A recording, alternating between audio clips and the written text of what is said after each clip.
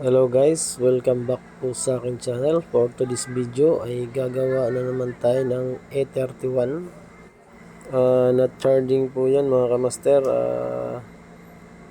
Nagcha-charge lang po daw yan mga kamaster kapag ginagalaw yung charger mga kamaster. Ayan maluwag na po masyado yung charging pin. Papakita ko po sa inyo kung anong pinakamagandang pagkabit ng charging pin at talagang hindi na masisira mga kamaster. Ay kakabitan po natin yan ng kaparehas na charging pin mga kamaster. Importante po kasi dyan ay ikakabit natin ay kaparehas na charging pin, hindi yung basta basta lang na i-convert mo sa ibang charging pin mga kamaster. Let's go. Yan mga kamaster, sound check muna tayo habang nagbubukas tayo ng case. Sound check. Wow. I know that you've been gone, you and me, we don't belong. It only makes me strong. After the blood ran out, don't wanna know one else. That's what I used to know. Reset my life after you go. And the wind blows like you had me so cold. Oh, oh, how did you know? Since you left now I'm starting to grow. Oh, oh, I want you to.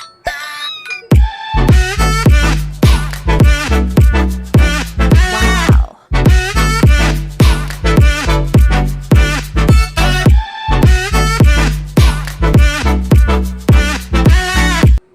Yan mga kamaster, try na natin buksan yung pinaka charging board mga kamaster kung hindi pa ba ito nagawa ng ibang technician mga kamaster.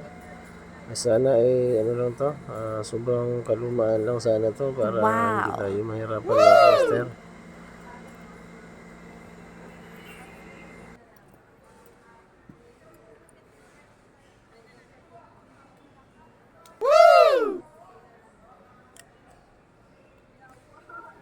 Wow. Ayan mga kamaster, nabasa nga yung charging port mga kamaster. Talagang kailangan talaga ng palitan mga kamaster. Ayan mga kamaster, tuklapin na natin. Sana maging success din ang operasyon natin nito mga kamaster. Ayan, nabasa pala mga kamaster. Siguro pudpud na yung pinaka-connector sa ilalim mga kamaster. Okay, let's go mga kamaster. Ayan, lagay mo natin sa pang-ipit folder natin mga kamaster. Para, ay nahulog pa mga kamaster.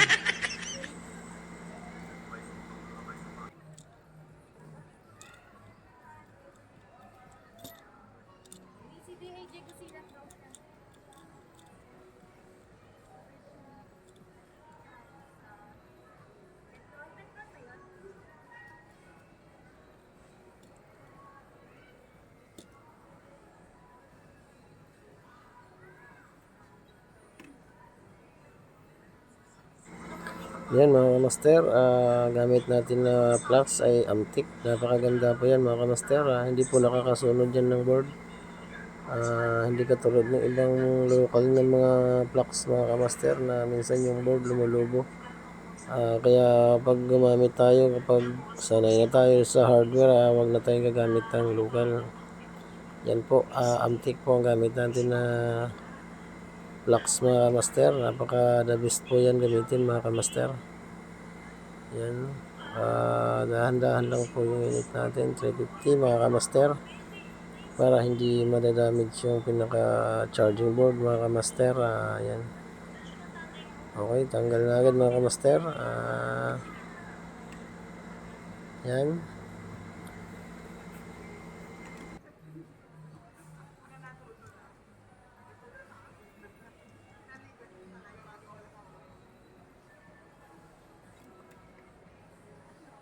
Yan mga kamaster, ang gagawin natin dyan mga kamaster ay gagamit din tayo ng quick wick para maging yan mga kamaster, para mabalik yung butas, para pag nilagay natin yung charging board ay hindi tayo mag-hot air. Kailangan na pang hinang lang din mga kamaster.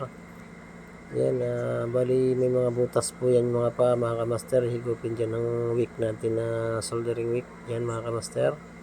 Para maging normal yung butas niya. At saka pag linagay mo yung charging port mga kamaster ay swak na swak yan mga kamaster. Hindi mo na kailangan i-hot air yan mga kamaster. Yan mga kamaster. Kasi pag hinot air mo yan ulit mga kamaster ay pwede na po yung masira yung mouthpiece dyan mga kamaster. Yan. Yan mga kamaster, ayan. Ayan, diba? Sulit yung butas niya mga kamaster. Ay pag linagay natin tong charging pin ay diretso lapag na lang yan mga kamaster para hindi na tayo mahirapan. Ayan, marami tayong stock na charging pin. Ay siyempre pipili tayo ng kaparehas. Yan. Yan mga kamaster, ay yan, kuha tayo ulit ng bago. Yan, kaparehas talaga dapat mga kamaster para swabe yung gawa natin mga kamaster. Ay huwag tayo maglalagay na hindi kaparehas mga kamaster. Yan. Yan mga kamaster. Swak na swak. Yan.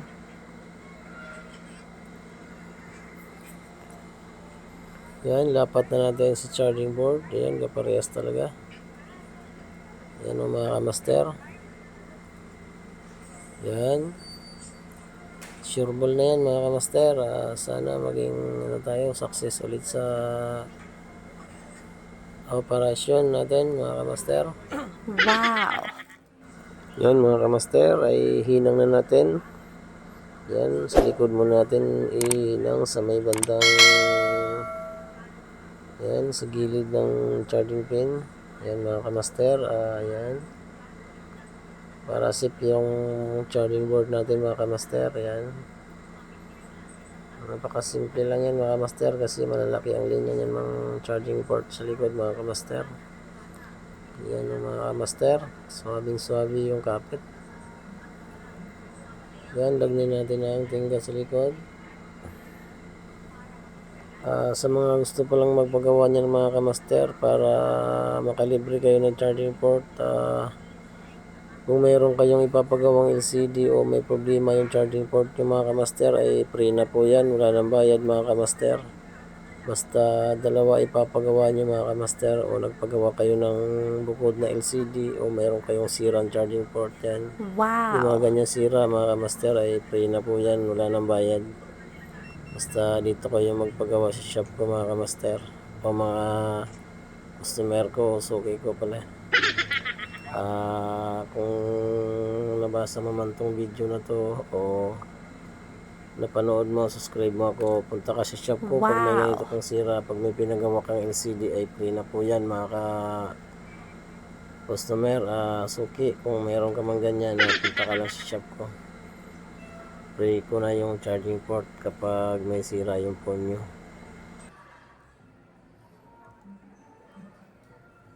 Wow!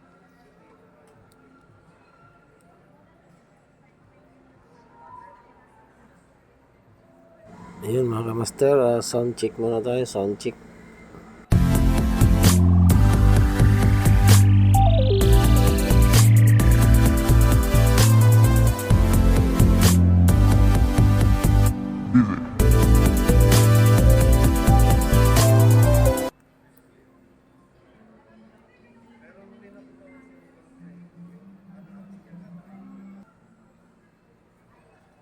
Ayan mga kamaster, okay na. Try na natin i-charge mga kamaster. Success yung natin, operasyon mga kamaster. Ayan, try na natin. Salpa ko ng USB port mga kamaster.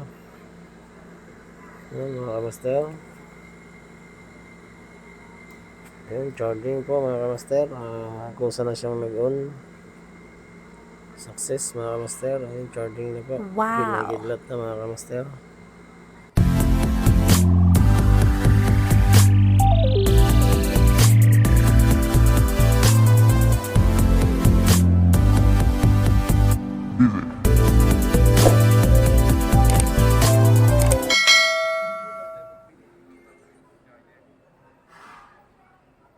Wow!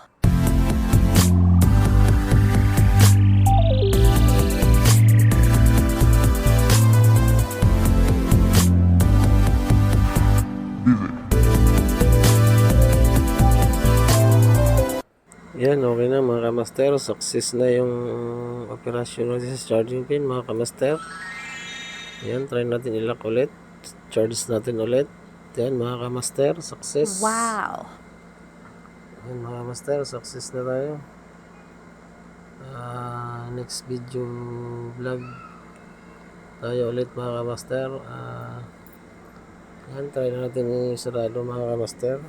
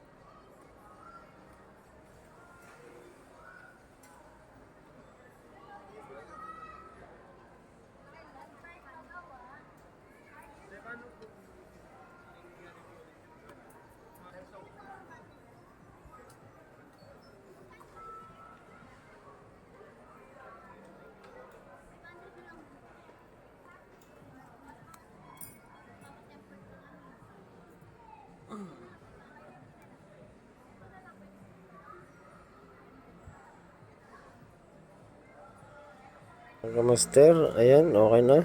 Success na tayo mga kamaster. Ayan po si customer natin sa labas. Ayan po siya, nakatayo. Ayan, kaantay. Ayan sir, okay na po yung phone nyo mga sir. Ayan, okay na sir. Ayan. Try natin ulit. Ayan, success na sir.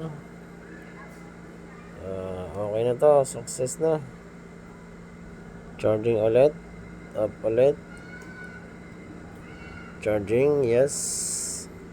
Success mga kamaster. Yan sir, try mo yan sir. Yan na po. Okay na sir.